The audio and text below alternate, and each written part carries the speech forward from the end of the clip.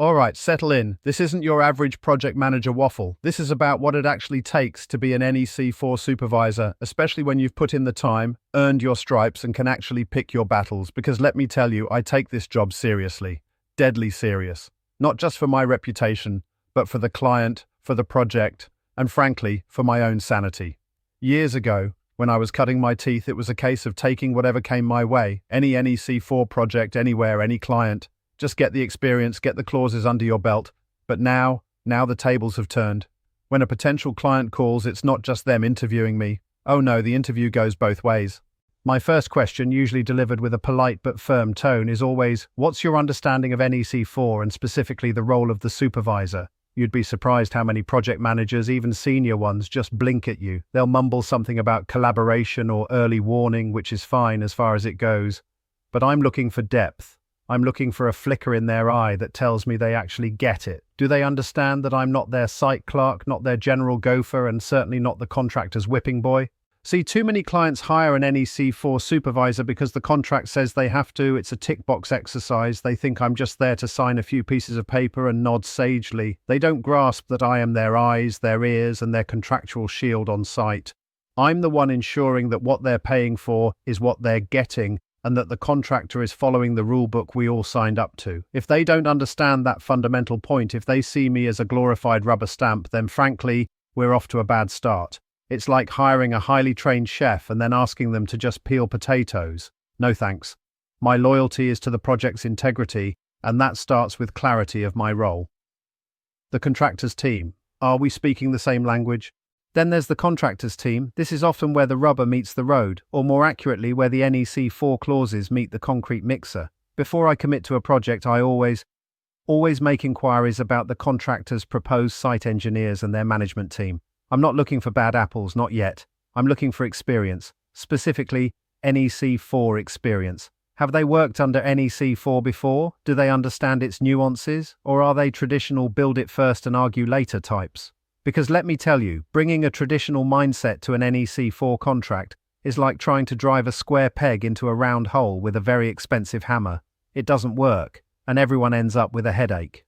My loyalty extends to the project's efficiency. If I have to spend my days and nights basic training a contractor's engineers on what a compensation event is, how to issue an early warning notice properly, or why a communication must be formalized, then we're burning money.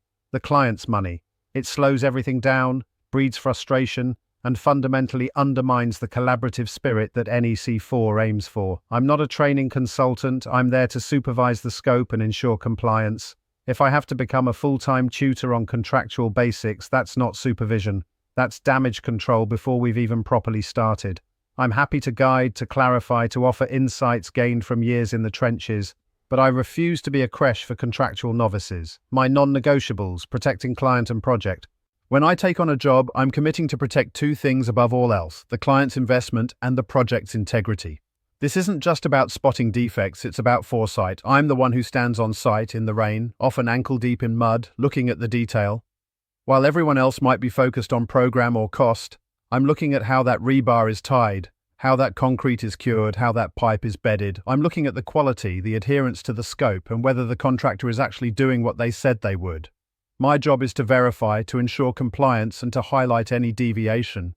And let's be clear, deviation isn't just a fancy word for mistake, it's a risk to the client's budget, to the project's longevity, and potentially to the safety of those who will use it. I take that responsibility personally. If I sign off on something that isn't right, I'm not just signing a piece of paper, I'm putting my name to a potential problem. That's why my inspections are meticulous. That's why my reports are forensic, and that's why, if I spot something, I will raise a defect without hesitation. It's not personal, it's professional. It's about protecting the client's interests and the project's future. Loyalty and professionalism. These aren't just buzzwords for my LinkedIn profile. They're the bedrock of how I operate. Loyalty to the client. This means I'm not there to make friends with the contractor. I maintain a professional working relationship, absolutely. We can have a laugh, discuss the football, but when it comes to the contract, I am unequivocally on the client's side, ensuring their best interests are served. If a contractor is cutting corners, if they're trying to push something through that isn't compliant, I will call it out. My allegiance is to the contract, and through that to the client who's paying for my expertise to safeguard their investment. It's not about being awkward, it's about being diligent. Professionalism in every interaction. This means clear, concise communication, all formal, all by the book, no ambiguity. When I issue an instruction, when I raise a defect, when I reply to a contractor's submission, it's done professionally, factually, and always with reference to the contract. Emotion has no place here. Exasperation, sometimes, but it stays in my head, not in my formal communications. It's about maintaining decorum even when things get heated, because ultimately the goal is always to deliver a compliant project. My experience has taught me that conflict often arises from misunderstanding or lack of clarity. By being meticulously professional in my approach, I minimize those misunderstandings. I provide robust, factual reports, leaving no room for doubt about what I've observed or what needs to happen. This level of professionalism protects everyone involved, even if at times it might feel a bit rigid to those used to a more casual approach. Weighing up the odds, my decision process. So, when that phone rings and a new NEC4 project is on the table, I don't just jump, I weigh it up. First, the client's understanding. If they truly grasp the supervisor's role, if they understand my function as a protector of their interests and the project's quality, that's a huge green flag.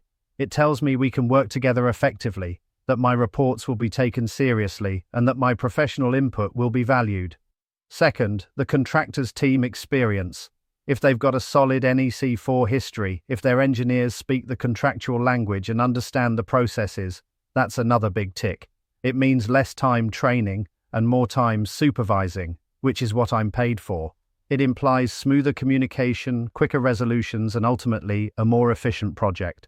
If those two things align, if the client is clued up and the contractor's team isn't going to be a constant struggle against contractual illiteracy, then that project moves to the top of my list, because then I know I can do my job properly. I can focus on the critical details of quality and compliance, on mitigating risks, and on truly protecting the client's investment. It's about setting myself up for success, and more importantly, setting the project up for success. It's not about picking the easiest job. It's about picking the job where I can be most effective, where my experience and professionalism truly make a difference. Because at the end of the day, when that final certificate is issued, I want to know that I upheld my end of the bargain. I took the job seriously, I protected the client, I protected the project, and that for me is the true measure of success. I'm Coop. This is It's a Defect. And if you want to keep building better, follow along. Because I'll keep saying what needs to be said, even when it's not popular, especially when it's not popular. Thanks for watching. Let's do it right.